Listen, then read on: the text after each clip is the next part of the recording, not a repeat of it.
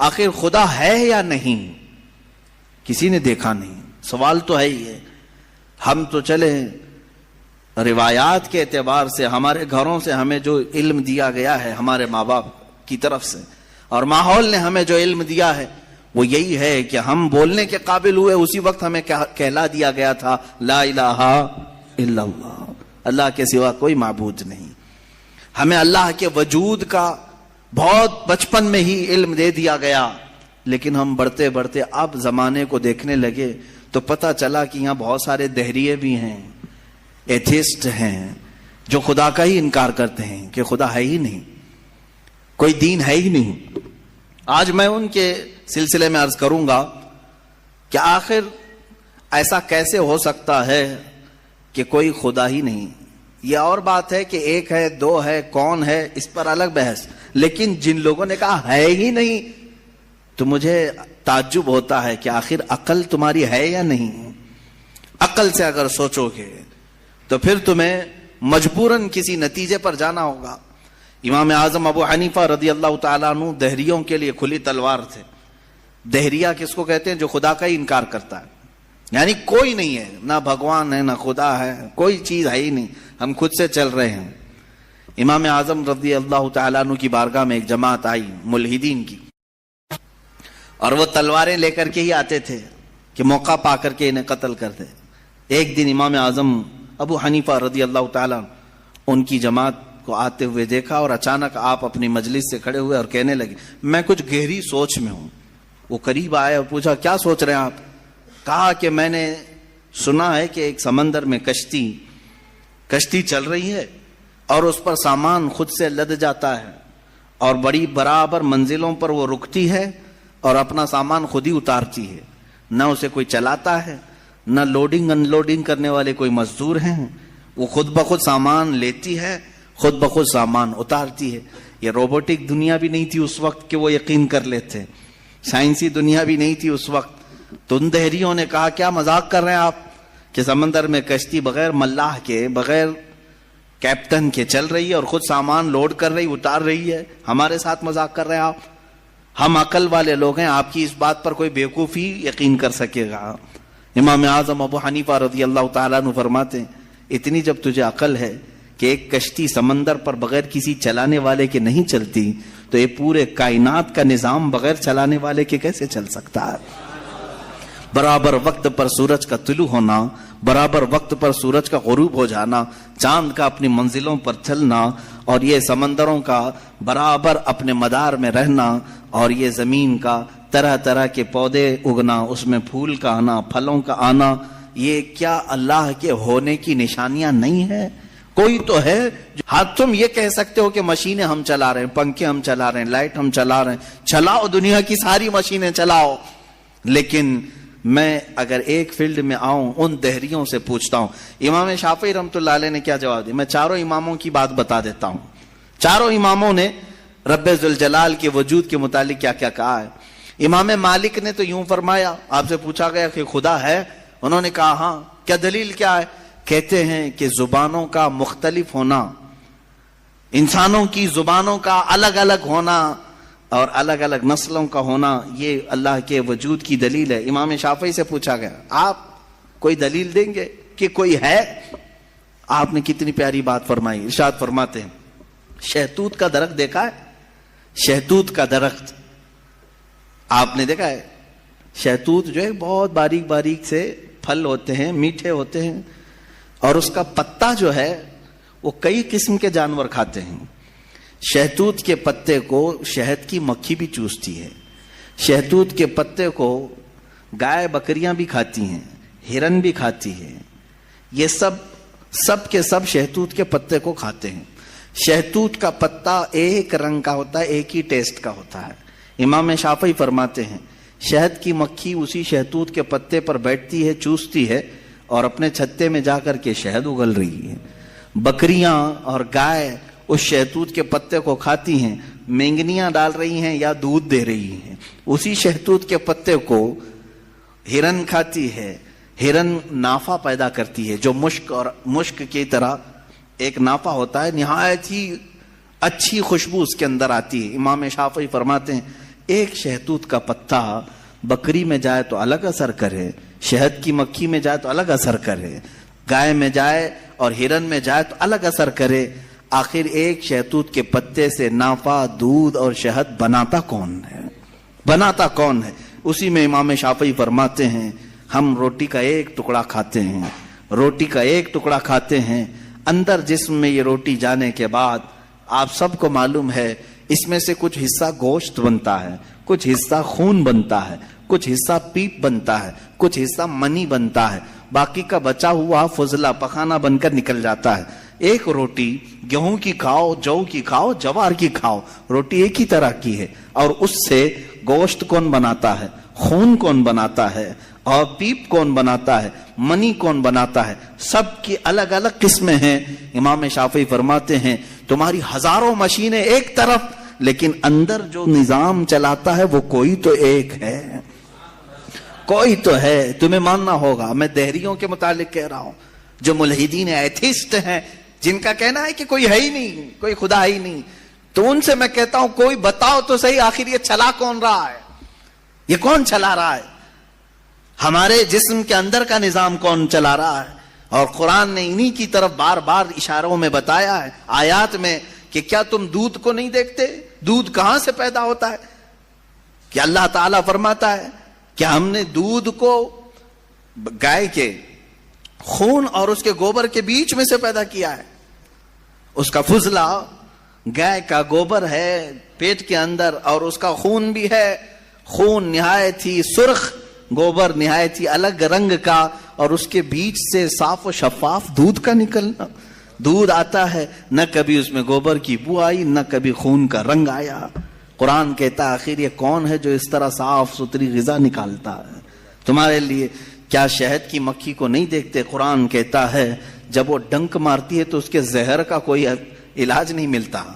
شہد کی مکھی اگر ڈنک مارے تو زہر چڑھ جاتا ہے اور کئی لوگوں کی موت بھی ہوتی ہے، لیکن وہی اپنے چھتے پہ بھی تھوکے تو وہ نہایت ہی میٹھی غذا ہے، نہایت ہی میٹھی غذا ہے۔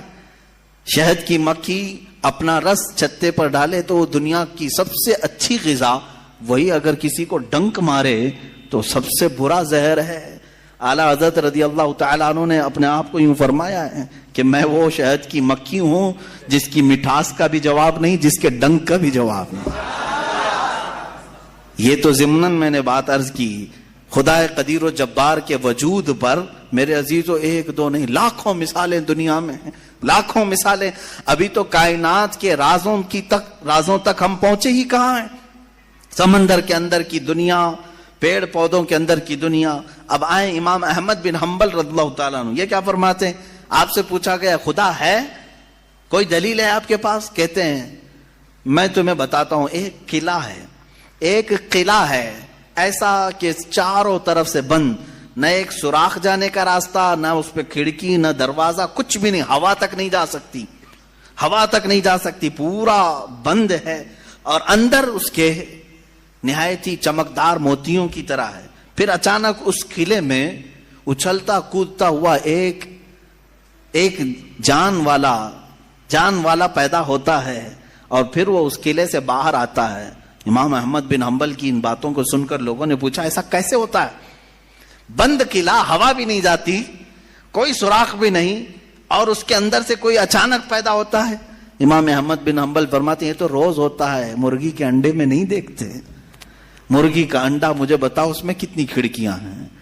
انڈا تو اوپر سے پورا بند ہوتا ہے، ہوا تک نہیں جاتی، لیکن مرغی اس کو گرم کرے۔ اب تو مشینوں میں بھی، اب مشینوں سے بھی ہوتا ہے۔ مجھے یہ بتاؤ انڈے کی زردی اچانک ایک جاندار چوزے کی شکل کیسے اختیار کرتی ہے؟ کون ہے جو اسے چونچ دیتا ہے؟ کون ہے جو اسے پر دیتا ہے؟ اور پھر ہم نے جانوروں کو، پرندوں کو، ہر ایک مخلوق کو دیکھا ہے، ان میں رنگ ایسے بھرے ہوئے رہتے ہیں، دنیا کا کوئی آرٹسٹ بھی اس طرح کے رنگ بھر نہیں سکتا۔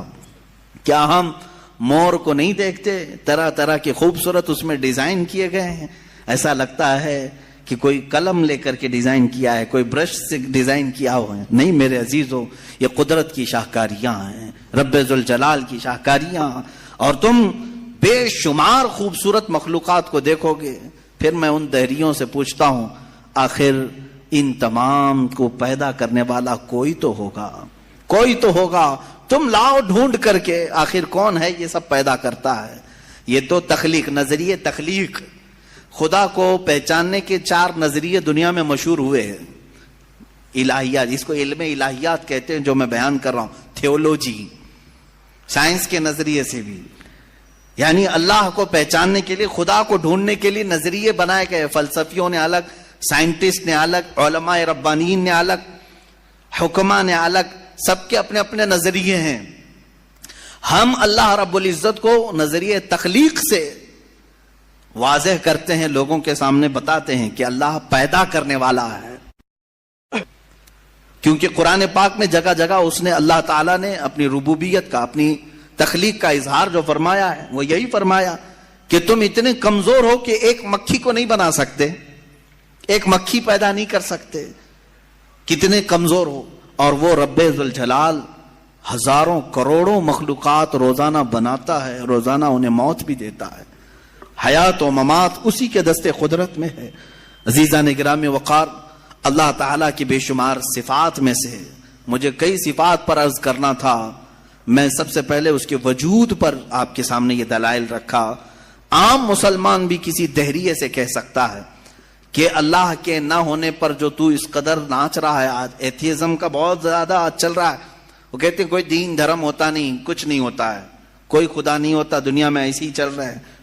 مذاق کر رہے ہو، مذاق کر رہے ہو میاں، ابھی تک تو وہ آٹومیٹک گاڑی بھی نہیں آئی بغیر ڈرائیور والے، ابھی تم بول رہے ہو، ابھی تم بول رہے ہو۔ بہرحال دنیا میں کوئی چیز کو بنانے والا ہوتا ہے، آٹومیٹک گاڑی آ بھی گئی تو میری اس دلیل کو یہ مت سمجھ لینا کہ گاڑیاں بغیر ڈرائیور کے نہیں چل سکتی۔ مفتی صاحب نے کہا آپ تھوڑے دنوں کے بعد آنے والی ہے، اس کا مطلب کیا بغیر ڈرائیور کے بھی سب چلتی ہیں؟ میری یہ دلیل اس لیے نہیں ہے، بغیر ڈرائیور والی گاڑی اگر چل بھی گئی تب بھی میں سوال کروں گا کہ اس کو آخر گاڑی کو بنایا کون ہے؟ یہ بنایا کون ہے؟ کوئی تو انسان بنایا ہوگا۔ تو اسی طرح سے ہر چیز کو دنیا کی آپ کو یہ علم لے کر کے جاتا ہے تھیولوجی کا کہ کوئی نہ کوئی اس کا پیدا کرنے والا ہے، بنانے والا ہے۔ فلسفی ان کے ہاں ایک قانون ہے، دور اور مسلسل، یعنی تسلسل، کنٹینیو کوئی چیز ہو نہیں سکتی۔ مثال کے طور پر مجھے پیدا کرنے والا کوئی ہے اور اس کو پیدا کرنے والا کوئی ہے، اس کو پیدا کرنے والا، یہ جو سوچ ہے تسلسل اس کو کہتے ہیں۔ کہیں جا کر کے سٹاپ ہونا پڑے گا، کہیں جا کے سٹاپ ہونا پڑے گا تمہیں۔ میں پیدا ہوا میرے باپ سے، میرے باپ پیدا ہوئے دادا سے، دادا پر دادا سے، یہ سلسلہ چل کر کے کہیں تو سٹاپ ہوگا، کہیں جا کے ختم ہونا ہے۔ تو فلسفی اس بات کو مانتے ہیں کہ دور اور تسلسل محال ہے، یعنی کنٹینیو ایسی جاتا رہے، یہ محال ہے۔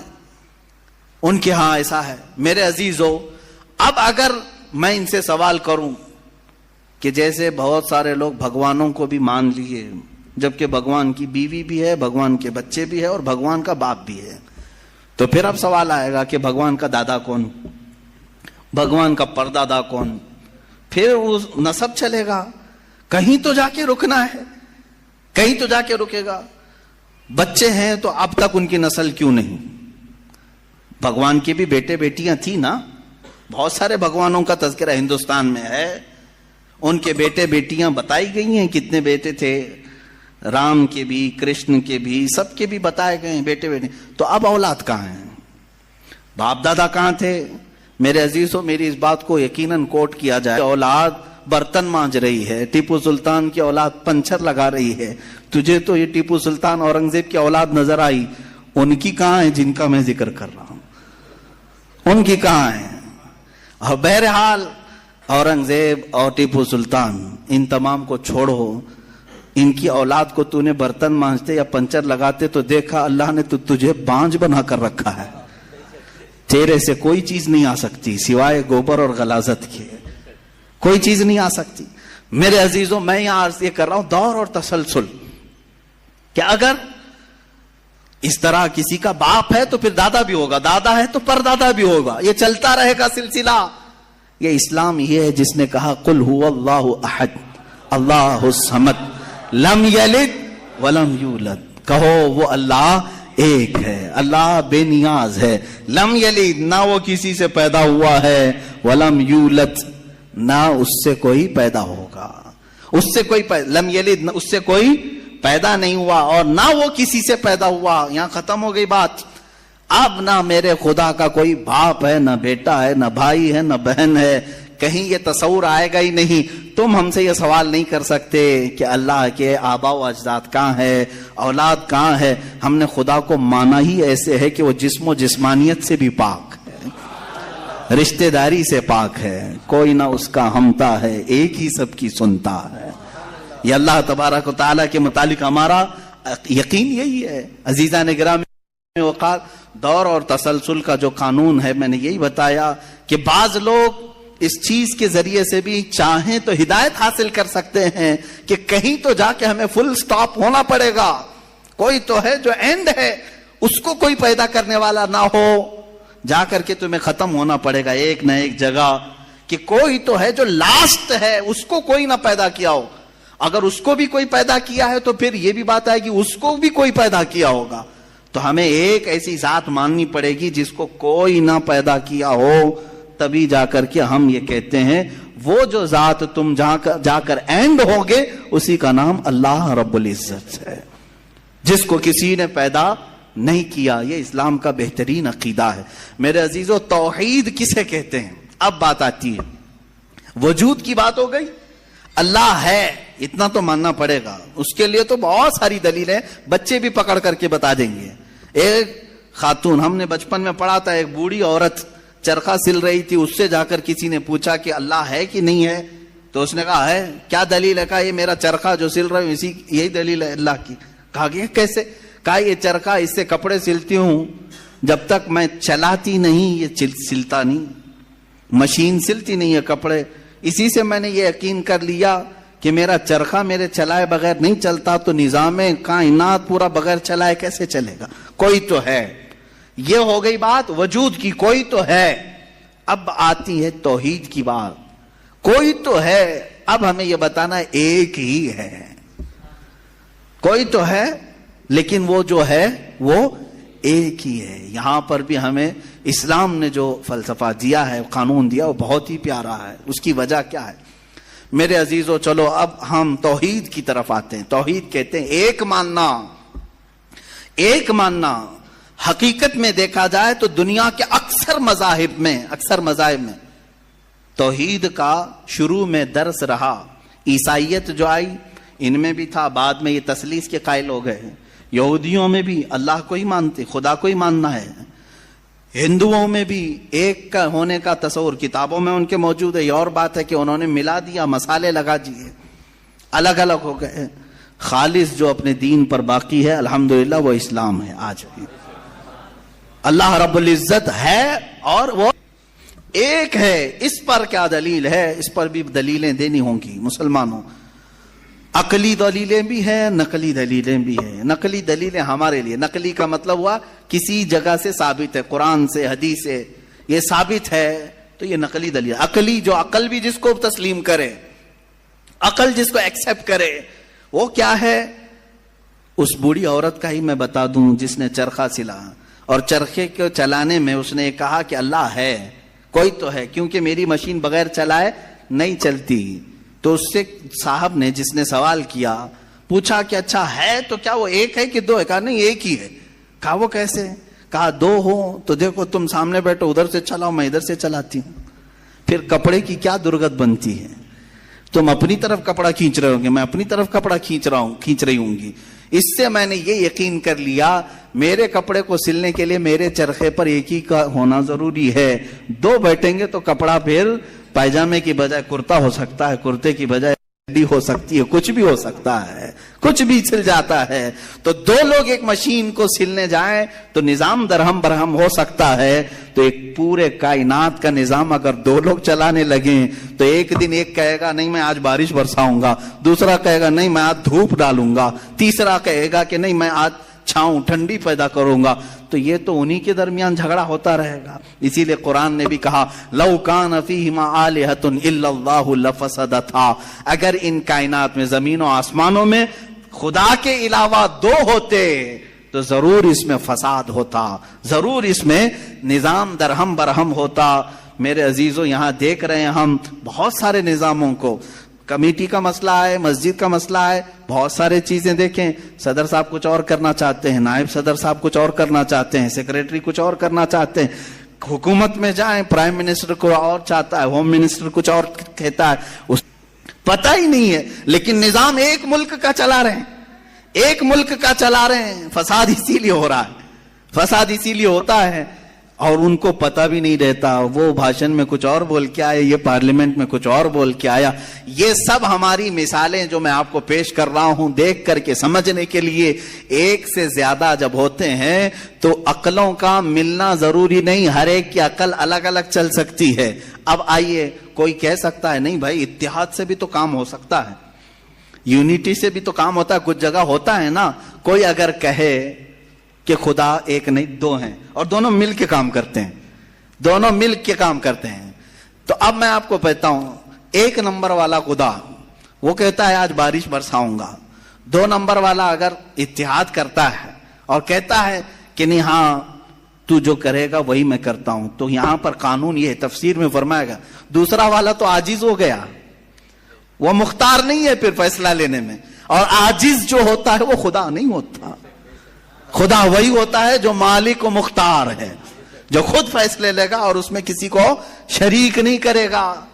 تو اگر دوسرا والا مان گیا اس کی تو وہ خدا عاجز ہو گیا، اس کی اپنی نہیں چلی، دوسرے دن دوسرا چلایا اور پہلے والا راضی ہو گیا تو پہلا عاجز ہو گیا، تو خدا عاجز نہیں ہو سکتا۔ یہ ہمارا عقیدہ ہے، خدا وہی ہے جو قادر مطلق ہے، قادر مطلق، ہر چیز پر وہ خود فیصلے لیتا ہے، خود ہی اختیار رکھتا ہے۔ الحمدللہ اسلام کو اتنا پاک و صاف رکھا گیا ہے۔ خدا کا جو عقیدہ ہے ہمارے ہاں، عقیدہ توحید ہے، وہ انسان کے ذہن کو بھی پاک و صاف کرتا ہے، انسان کا ذہن بھی پاک و صاف رہتا ہے۔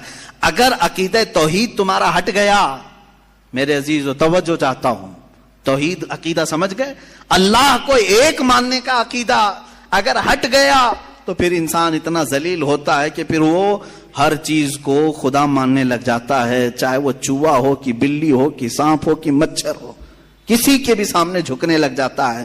توحید کا عقیدہ اگر ذہن سے ہٹ گیا، اللہ کو ایک اور بڑا ماننے کا عقیدہ ہٹ گیا، تو ہم نے ان لوگوں کو بھی دیکھا ہے جو عورتوں کی شرمگاہوں کو بھی عبادت کرتے ہیں، بہت ساری غلاظتوں کو بھی پوجتے ہیں۔ میرے عزیزو، یہ کب آتی یہ چیز؟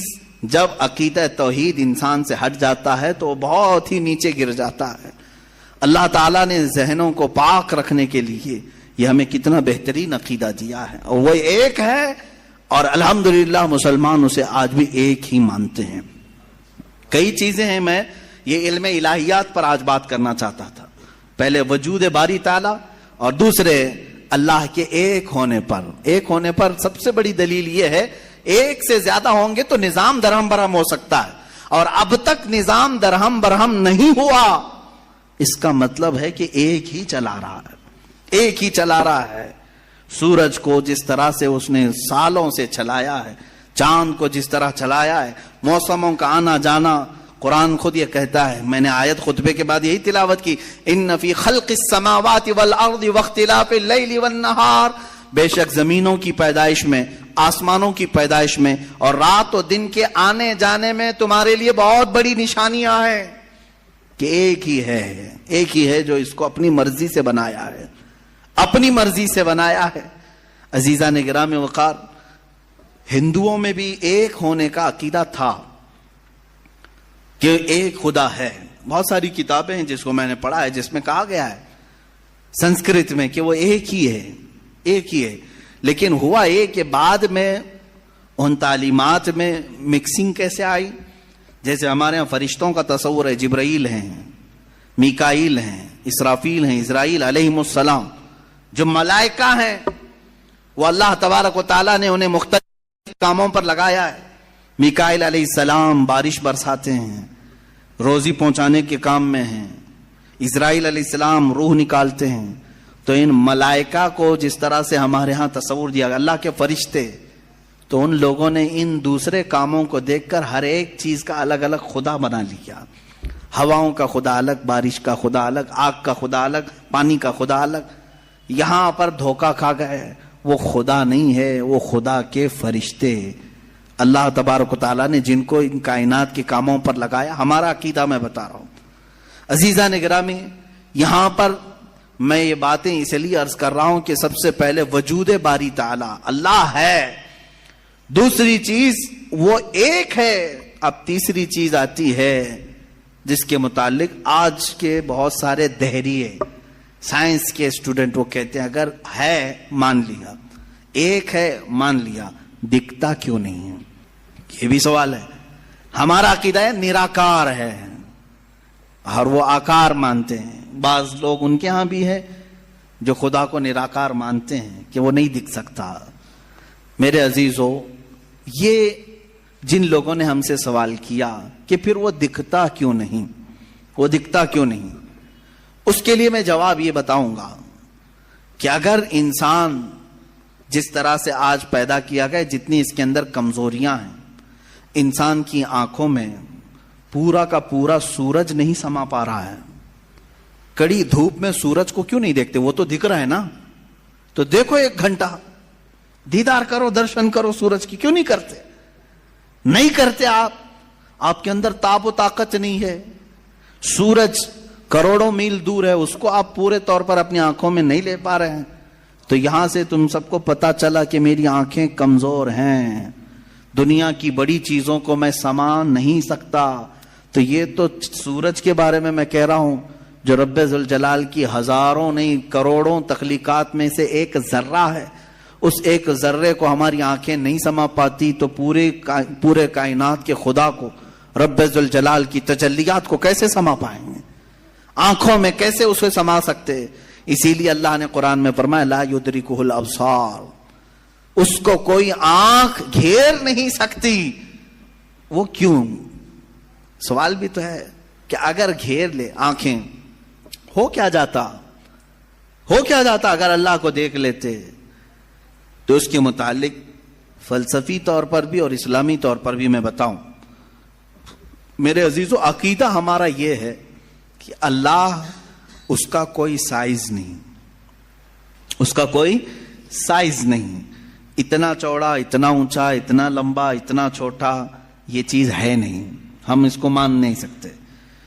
تو جب آنکھوں میں تمہارے کوئی چیز آئے گی تو وہ سائز والی ہی آئے گی، کچھ تو سائز ہوگا اس کا، چاہے وہ 100 کلومیٹر والا ہو. اگر آنکھوں میں آ گئی تو سائز بن گیا، اور جس چیز کا سائز بن گیا وہ خدا ہو نہیں سکتا. ہمارے ہاں یہ عقیدہ ہے کہ اللہ تبارک و تعالی جسم و جسمانیت سے پاک ہے، مکان و مکانیت سے پاک ہے. اس کی یہ تمام چیزیں ایسی نہیں جس طرح انسان کی آنکھ، ہاتھ، پیر، منہ، پیٹ، یہ تمام چیزوں سے وہ پاک ہے. وہ جیسا ہے وہ اللہ بہتر جانے. لیکن انسان کی دنیا میں آنکھیں اس چیز کو سما نہیں سکتی، اور جو چیز اس کی آنکھوں میں سما گئی وہ خدا ہو نہیں سکتی. اس کے لیے ایک فارمولا میری طرف سے لے کر کے جاؤ.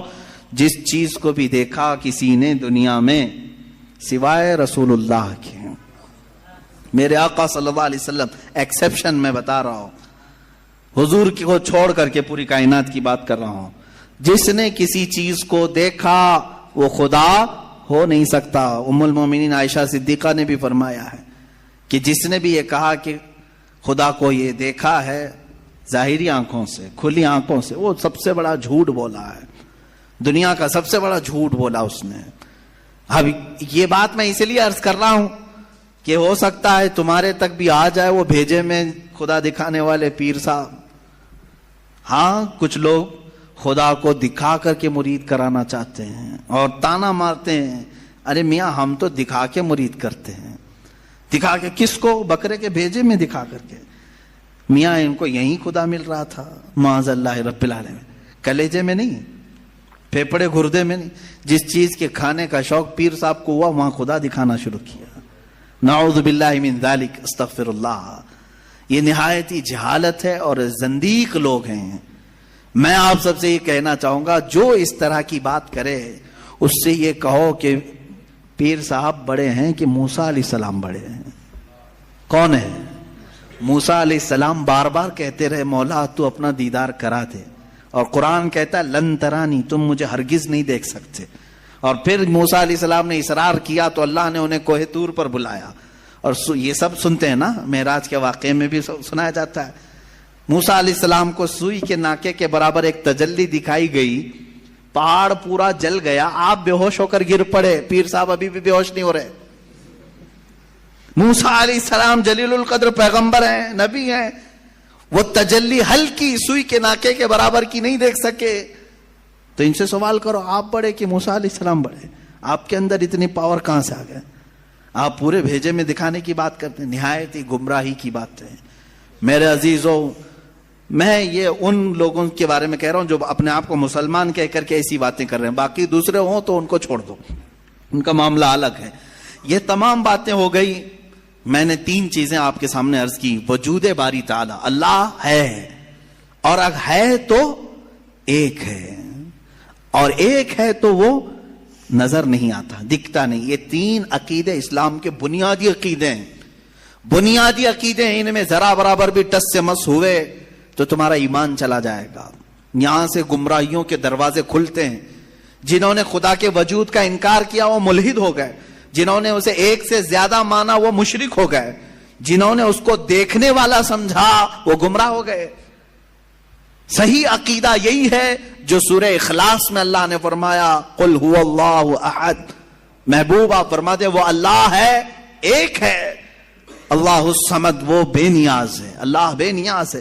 لم یلد ولم یولد، اس سے کوئی پیدا نہیں ہوا اور نہ وہ کسی سے پیدا ہوا. ان معاملات کے بعد آؤ میرے عزیزو اس رب ذوالجلال کی کچھ صفات کی طرف میں آتا ہوں. رب ذوالجلال رحمان بھی ہے، رحیم بھی ہے، کریم بھی ہے، غفار و ستار و قہار و جبار بھی ہے. اس کی 99 صفات پر اگر ہم ذکر کرتے چلیں، روز ایک صفت پر ذکر ہو جائے گا، راتیں تمام ہو جائیں گی. قرآن نے خود کہا ہے دنیا کے سارے درخت قلم بن جائیں اور سمندر سیاہی بن جائیں، اور اللہ کی تعریف و توصیف لکھنا چاہیں، سمندروں کی سیاہی سوکھ جائے گی، یہ درختوں کے قلم بنے ٹوٹ جائیں گے. ما نفدت کلمات اللہ، اللہ کے کلمات کو پھر بھی مکمل نہیں کیا جا سکے گا. یہ ہماری چھوٹی سی زبان اور تمہارے چھوٹے سے کان کہاں ان تمام کلمات کو سن سکیں گے یا کہہ سکیں گے. مگر ہم اتنا ضرور جانتے ہیں کہ ان تمام سمندروں میں سے ایک قطرہ بھی ہم نے اپنی محفل میں پا لیا تو یہ ہماری زندگی کی معراج ہے. اللہ رحمان ہے، یقیناً ہم نے اس کو بسم اللہ میں بھی پڑھا، سورہ فاتحہ میں بھی پڑھا، بلکہ ہم اپنے بچوں کو بھی یہی کہتے ہیں، ماں باپ کو بھی یہی کہتے ہیں. اب اس کے رحمان کی صفات دیکھنا ہے.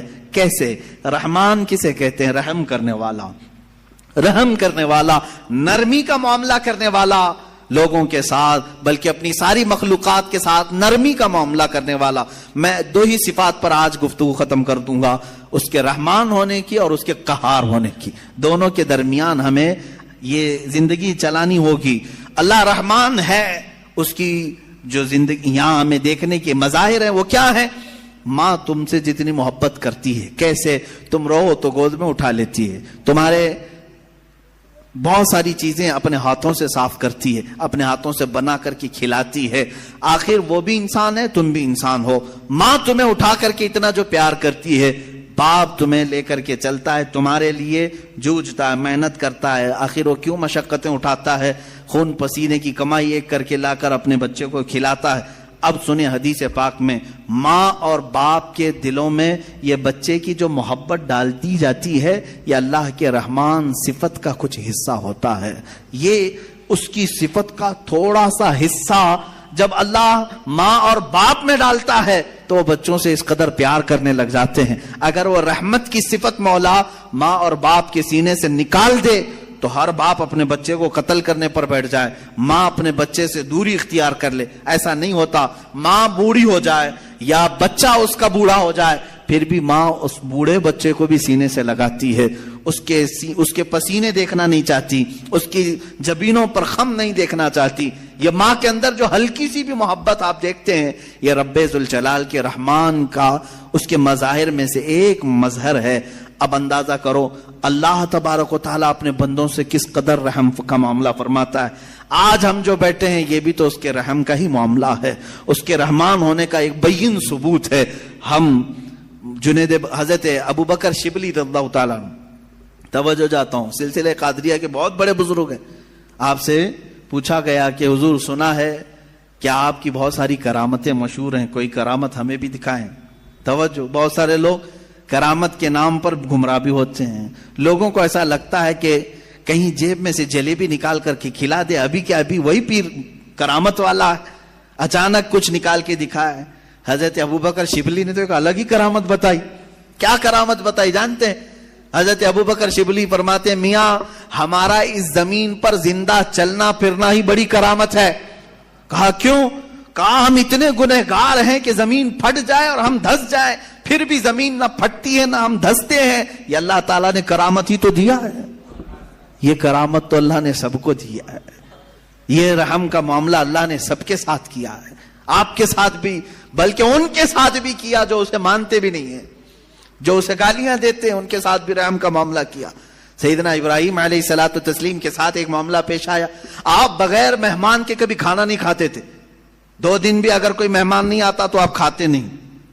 ابراہیم علیہ السلام 2 دن تک بھوکے رہے. تیسرے دن ایک مہمان ملا, اسے لے کر کے آ کے دسترخوان پر بٹھا دیا.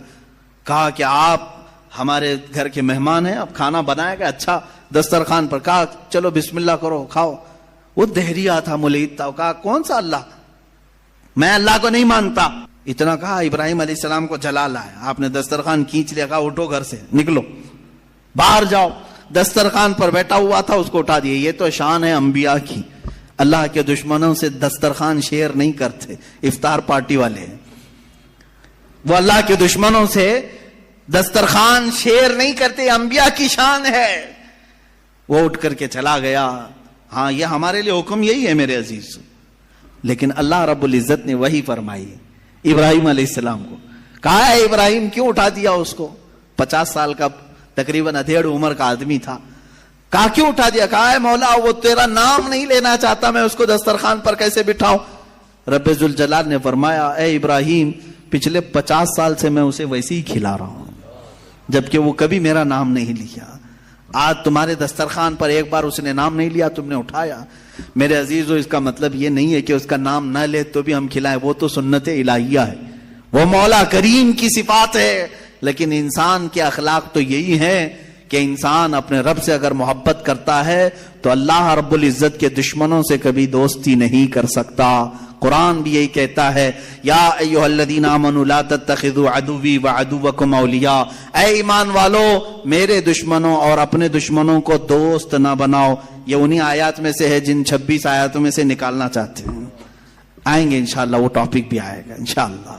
قرآن پاک کی جن 26 آیات پر لوگوں کو تو یعنی پیٹ میں مروڑ ہوتا ہے, پیٹ میں مروڑ ہوتے ہیں. ان آیات میں سے ایک آیت یہ بھی ہے, سورہ ممتحنہ کی پہلی آیت ہے. اللہ فرما رہا ہے اے ایمان والو لا تتخذوا عدوی وعدوکم, میرے دشمنوں کو اور اپنے دشمنوں کو اولیاء یعنی دوست نہ بناؤ. میرا رب نے اتنا حکم کیا دیا, ان کو تکلیف شروع ہو گئی. قرآن جو ہے نفرت سکھاتا ہے, قرآن نفرت. یہ تمام انشاءاللہ العزیز زندگی باقی رہی یہ 26 آیتوں کا جو مضمون ہے یہ ان کی کتابوں سے بھی میں نکال کے دکھاؤں گا. سیم ٹو سیم چیزیں, سیم ٹو سیم چیزیں وہاں پر بھی موجود ہیں. تو پیدا کرو کسی اور وسیم گندے رافضی کو جو وہاں سے بھی نکال سکے. عزیزان گرامی وقار, بات میں عنوان سے ہٹ نہ جائے اس لیے میں عرض کروں گا وہ رب ذوالجلال رحمان ہے, اور اس کے رحم کا معاملہ تو ہے, اس کے رحم کا معاملہ ہے کہ آج جس طرح سے لوگ ہمیں پیش کرنا چاہ رہے ہیں کہ یہ ایک ڈراؤنی شکل ہماری بنا کر کے اسلاموفوبیا یعنی مسلمانوں سے لوگوں کو ڈرانا, یہ اگر تمام دوسرے قوموں کی طرح بھی ہو جاتے تو میرے عزیزو یہ سب کا جینا حرام کر کے رکھتے. ہمارے ہاں آخرت کا تصور ہے, ہمارے ہاں رب ذوالجلال کو جواب دینے کا تصور ہے, ہمارے ہاں اللہ رب العزت کے دیکھنے کا تصور ہے کہ وہ ہر گھڑی ہمیں دیکھ رہا ہے. یہ تمام تصورات لے کر کے مسلمان جی رہا ہے. تم کہہ رہے ہو یہ آتنکوادی ہے, دہشت گرد ہے, اور جو اس طرح سے کر رہا ہوگا اس کا تصور ختم ہو چکا ہوگا. ہمیں تو اللہ رب العزت کے ہونے کا اتنا احساس ہے کہ رات کے اندھیرے میں بھی ہم ڈرتے ہیں کوئی ایک گندی تصویر بھی دیکھنے کے لیے، جبکہ کوئی نہیں دیکھ رہا ہے، اس لیے کہ مسلمان اس عقیدے کے ساتھ جیتا ہے کہ اللہ لا الہ الا هو الحی القیوم لا تأخذہ سنۃ ولا نوم. مسلمان اس عقیدے کے ساتھ جیتا ہے وہ اللہ ہے جو حی ہے اور قیوم ہے، اسے نہ اونگ آتی ہے نہ نیند آتی ہے. یعلم خائنۃ الاعین وما تخفی الصدور، تمہاری آنکھوں کی خیانت کو بھی وہ دیکھ رہا ہے، تمہارے دلوں کے گزرنے والے حالات سے بھی وہ واقف ہے. ہم اس تصور کے ساتھ، اس عقیدے کے ساتھ جی رہے ہیں. بہرحال میرے عزیزو، اس کے رحمان کی صفات بے شمار ہیں، بے شمار ہیں، اور اس کے کام حکمت کے ہوتے ہیں. بعض لوگوں کو ایسا لگتا ہے کہ نہیں وہ رحمان ہے، رحمت تو کر رہا ہے، میرے ساتھ تو نہیں ہو رہا ہے، میرے ساتھ تو نہیں ہو رہا ہے، میں تکلیفوں پہ تکلیفیں اٹھاتا ہوں. میرے عزیزو، صبر نہیں کرتا انسان اور اس طرح کی باتیں کر جاتا ہے. یا ایسا ہی گھبرانے والا آدمی ہے جیسے کوئی ٹرین سرنگ میں جائے، ٹنل میں جائے تو کچھ جو باولے لوگ ہوتے ہیں اچھل کود کرنے لگ جاتے ہیں. کبھی ٹرین کا سفر کیا آپ نے؟ اور ٹرین کبھی ٹنل کے اندر جاتی ہے، پہاڑ کے گوفے کے اندر، کیا ہوتا ہے؟ اندھیرا آ جاتا ہے.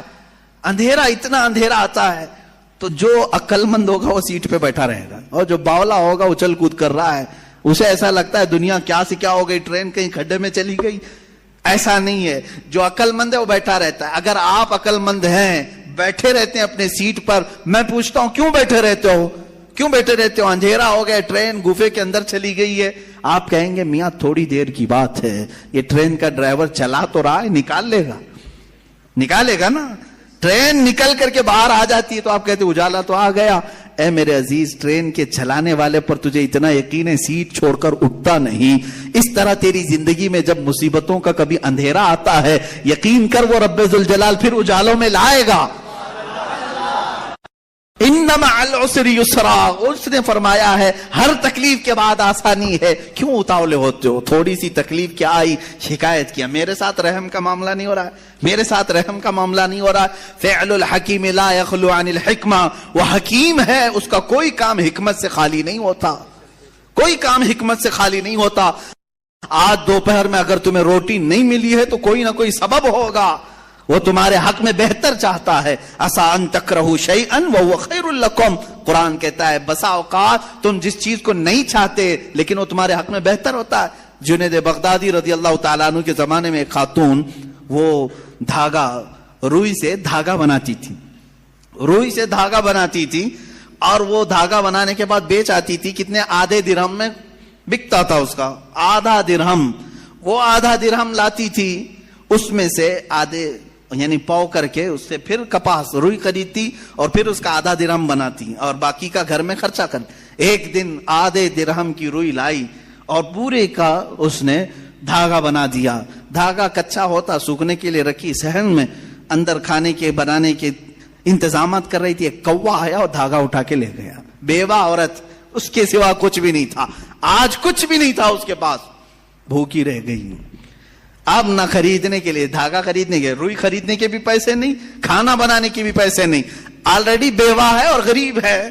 کہنے لگی کیا اتنی غربت کے بعد بھی اللہ تعالیٰ ایسے اس کی بچی پونجی بھی اٹھا لیتا ہے؟ لوگ یہی کہتے ہیں نا، میرے پاس کچھ نہیں تھا پھر بھی میں نقصان میں جا رہا ہوں، اب تو کچھ رحم کر دیتا. ارے بھائی، بڑے سیٹ آدمی کے 1 لاکھ روپے چلے گئے تو سمجھ میں آئے گا چلو ٹھیک ہے، باقی بچے ہوئے پھر کور کر لے گا. جس کے پاس کچھ نہیں، لاسٹ پونجی بچی ہے، وہ بھی مولا نے اٹھوا دیا، تو یہ کون سا رحم ہے؟ بندے تل ملا جاتے ہیں. وہ خاتون گھبرائی اور کہا یہ اب کون سے رحمان کی صفت ہے؟ کیا وہ رحم کر رہا ہے میرے ساتھ؟ میں بیوہ ہوں، کچھ بھی نہیں میرے پاس. حضرت جنید بغدادی کے پاس دوڑی دوڑی گئی. دوسرا دن تھا، بھوک کی شدت تھی، دوڑی ہوئی آئی. حضرت جنید بغدادی اس وقت بیٹھے تھے، ان کے دربار میں کچھ لوگ آئے ہوئے تھے باہر کے، ملنے کی غرض سے دور سے آئے ہوئے تھے. آپ کو یہ چیختی ہوئی آئی تو اس کو سائڈ میں کھڑا کیا، رک جاؤ میں پہلے ان کی باتیں سن لوں، پہلے ان کی باتیں سن لوں. ان لوگوں نے آ کر کے کہا کہ حضور ہم کچھ نذرانہ لے کر کے آئے ہیں، کچھ نذرانہ لے کر کے آئے ہیں، یہ قبول فرما لیں. کیا تھا نذرانہ؟ 10,000 سونے کے سکے، اشرفیاں تھی. کہا کہ حضور آپ اپنے حساب میں اس کو تقسیم کر لیں. حضرت جنید بغدادی رضی اللہ تعالیٰ عنہ نے وہ 10,000 اشرفیاں لیے اور پورے کے پورے اس عورت کو دے دیا. وہ عورت ابھی کچھ کہنے والی تھی، اس کے کہنے سے پہلے آپ نے دے دیا. کہا اس کو پکڑو. اب پھر وہ آئی ہوئی جماعت تھی، اس سے پوچھا کیا معاملہ ہے، کیوں اتنی بڑی رقم تم ہدیے میں لائے؟ سنو میرے عزیزو، فعل الحکیم لا یخلو عن الحکمہ. وہ کہتے ہیں ہم سمندر کے سفر پر تھے، کشتی میں بیٹھے تھے، آ رہے تھے، اچانک ہماری کشتی پھٹ گئی. کشتی میں سوراخ آیا، پانی اندر آنے لگ گیا. تو جیسے یہ چمڑے کی کشتی تھی، پانی اندر آنے لگا تو ڈوبنے کے چانسز بڑھ گئے. پانی جتنا ہو سکا ہم نکال کر پھینکتے رہے، لیکن اس کشتی کی مرمت کے لیے ہمارے پاس کچھ نہیں تھا. اچانک ایک کوا آیا اور اوپر سے دھاگا گرا دیا. ایک کوا آیا، دھاگا اوپر سے گرایا، اور وہ اتنا ہی دھاگا تھا جس سے ہماری کشتی سل جاتی تھی. ہم نے اسی دھاگے سے اپنی کشتی سل دی، اور پھر اسی وقت ہم نے یہ نیت کر لیا کہ وہ رحمان ہے جس نے ہمیں بچایا ہے. ہم صحیح سلامت جائیں گے تو 10,000 اشرفیاں جنید بغدادی کو نظر کریں گے. وہاں ہم نے منت کر لی تھی، میرے آقا ہم نے صحیح سلامت کنارے کو پا لیا، اب آ کر کے وہ 10,000 اشرفیاں آپ کی بارگاہ میں ہم نے نظر کر لیا. حضرت جنید بغدادی دلوں کے حالات سے باخبر تھے، اس خاتون کی طرف دیکھا اور پوچھا کیا تمہارے رب نے صحیح رحم کیا یا نہیں؟ تمہارے آدھے درہم کو کوے سے اٹھوا کر بدلے میں 10,000 اشرفیاں دیتا ہے، اسی کا نام رحمان ہے. وہ رحمان ہے. بندہ گھبراتا ہے، کہتا ہے ایسے کیسے ہوگا، میرے پاس کچھ بھی نہیں تھا پھر بھی اٹھا لیا. انتظار تو کرتا، شکر تو کرتا، یقیناً وہ مولا تجھے اس سے بہتر چیز لوٹاتا. یہاں تک کہ حدیثوں میں کسی کا بچہ بھی اگر انتقال کرتا ہے، مولا تعالیٰ فرشتوں سے پوچھتا ہے تم نے اس کے بچے کو لایا، کیا کہہ رہا تھا میرا بندہ میرے بارے میں؟ فرشتے کہتے ہیں مولا وہ تیرا شکر بجا لا رہا تھا، کہتا تھا انا للہ و انا الیہ راجعون. مولا فرماتا ہے لکھ دو اے فرشتوں، اس سے بہتر نسل اسے عطا کروں گا، اس سے بہتر اسے خوبصورتیاں جنت میں عطا کروں گا. وہ جب بہتر کرنے والا ہوتا ہے تب تمہیں آزمائش کے دور سے گزارتا ہے. یہ رحمان ہے، یہ اس کی صفت ہے. بہت ساری مثالوں کی ضرورت ہے میرے عزیزو. وقت کی تنگی دامنگیر ہے، وقت عشاء قریب ہے. ہمیں جو وقت ملا ہے مولا اس میں بھی رحمت عطا فرما ہے، اور پھر آگے چل کر کے ہم انشاءاللہ ان گفتگوؤں کو اور طوالت دے سکیں، لمبی کر سکیں. اب ایک اور چیز، اس کے رحمان ہونے کے ساتھ ساتھ اس بات کا یقین بھی رکھو کہ وہ قہار بھی ہے. وہ قہار ہے. قہار کا مطلب ہوتا ہے سخت پکڑ کرنے والا. سخت پکڑ کرنے والا جب وہ سختی کرنے پر آئے تو پھر تم ہاتھ پیر ہزار ہلا لو بچ نہیں پاؤ گے. الہی انت یا قاہر العدو ذا البطش الشدید انت الذی لا یطاق انتقامہ. بزرگوں نے فرمایا یہ دشمن کو ایسی سخت پکڑ کرنے والا ہے کہ جس کی پکڑ کی برداشت کسی کے اندر نہیں ہے، کسی کے اندر نہیں ہے. اگر وہ پہاڑوں کو حکم دے دے تو وہ اپنے پھٹ کر کے ریزہ ریزہ ہو جاتے ہیں.